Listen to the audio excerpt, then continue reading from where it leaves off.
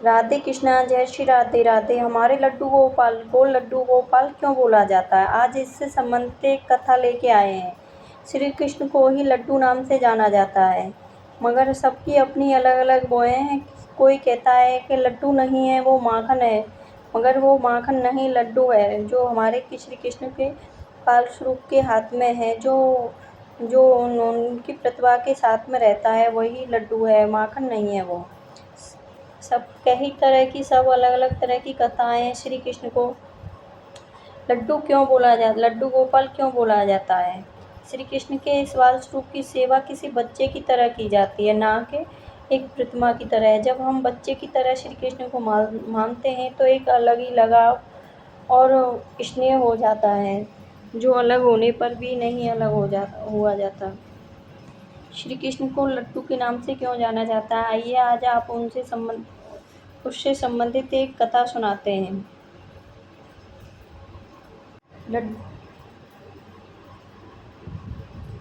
लड्डू गोपाल की प्रतिमा के हाथ में लड्डू और उनका यह बाल स्वरूप बहुत ही सुंदर और अद्भुत लगता है। श्री कृष्ण के इस मनमोहक स्वरूप के पीछे एक सच्ची कहानी है।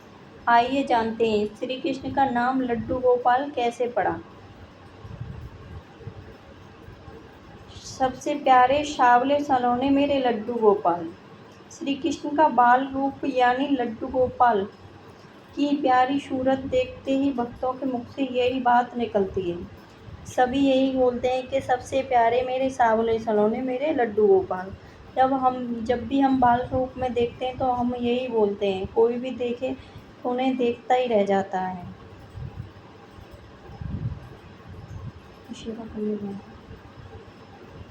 घर में लड्डू गोपाल को रखकर लोगों को तो उनकी सेवा करने वाले लोगों को तो उनसे एक अलग ही प्रकार का लगाव हो जाता है।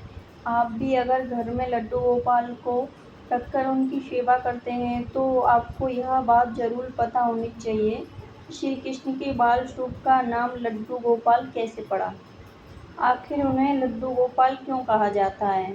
आखिर और उनकी प्रतिभा में हाथ में लड्डू थामे हुए क्यों होती है? आइए जानते हैं श्री कृष्ण के बाल स्वरूप का नाम लड्डू गोपाल पड़ने की कहानी क्या है। श्री राधे।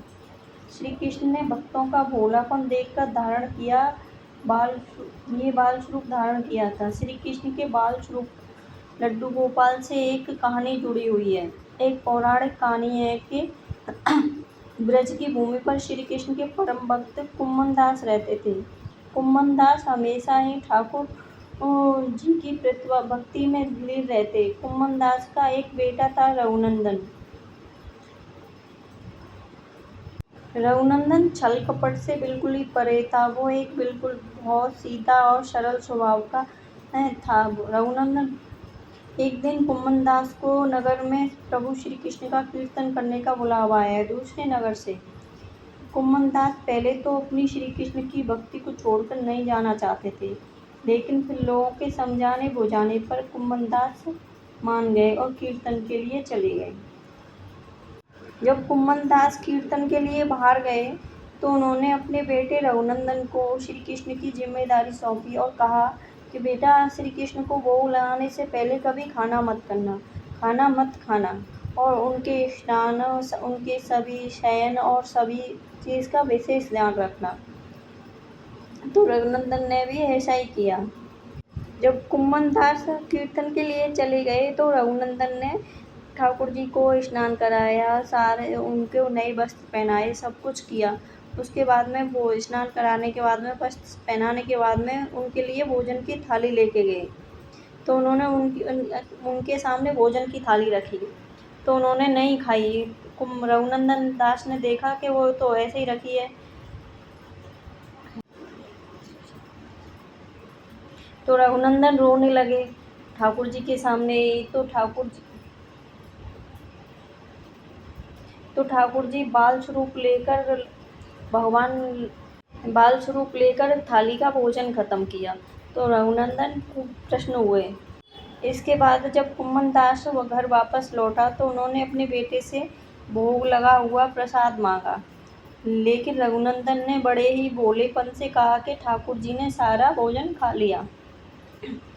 यह सुनकर कुम्मनदास को लगा कि शायद उनके बेटे रघुनंदन ने सारा भोजन खा लिया और अब झूठ बोलकर बचना चाह रहा है। इसी तरह कुम्मनदास जब भी कीर्तन करने जाते, अपने बेटे को श्री कृष्ण को भोग लगाने के लिए कहते। रोजाना भोग का प्रसाद नहीं बचता और पूछने पर रघुनंदन वही बात दोहराता कि पिताजी, सारा भोजन श्री कृष्ण ने खा लिया और अब नहीं बचा है। इसके बाद एक दिन कुम्मनदास ने लड्डू बनाकर भोग की थाली में रखी और बेटे रघुनंदन को भोग लगाने के लिए कहा। कुम्मनदास छुपकर देखने लगा कि आखिर सच क्या है।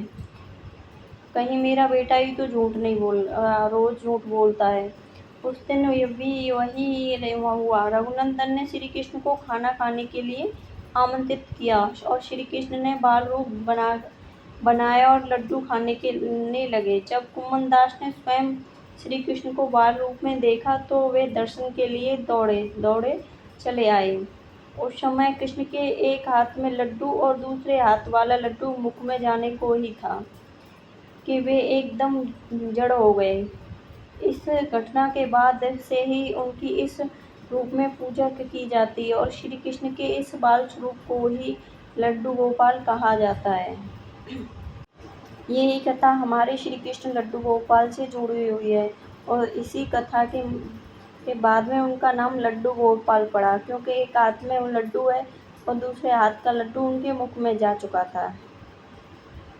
यह कहानी वात्सल्य और प्रेम की है, जहाँ भक्त उन्हें अपने परिवार के सदस्य की तरह स्नान, भोजन और श्रृंगार कराते हैं और उनका ध्यान रखते हैं कि गर्मी के मौसम में हमें किस तरह से उन्हें कपड़े पहनाने चाहिए, ठंड के मौसम में किस तरह के कपड़े पहनाने चाहिए और गर्मी के टाइम में हमें किस तरह का भोजन कराना चाहिए, ठंड के टाइम में किस तरह का कराना चाहिए। उनकी हर तरह की सुविधा, हर चीज़ का ध्यान रखा जाता है। इससे हमारे भगवान श्री कृष्ण को लड्डू गोपाल की सेवा में भक्त उन्हें साक्षात जीवित बालक मानते हैं। ऐसी कई कहानियाँ प्रचलित हैं, जहाँ भक्त अपने कहना से बातें करते हैं, उन्हें सुलाते हैं, जगाते हैं। कथाओं में सच्चे भाव और प्रेम से भगवान खुद अपने भक्त के हाथों से भोग ग्रहण करते हैं। लड्डू गोपाल की सेवा करने से भक्तों को बहुत खुशी मिलती है। लड्डू गोपाल को प्रतिदिन लड्डू गोपाल को स्नान कराना जरूरी है। उनकी सेवा देखभाल बच्चों की तरह करनी चाहिए। उन्हें नहलाते समय शंख का इस्तेमाल करना चाहिए। माना जाता है कि शंख देवी में लक्ष्मी का निवास होता है, इसलिए शंख से लड्डू गोपाल को नहलाना शुभ होता है।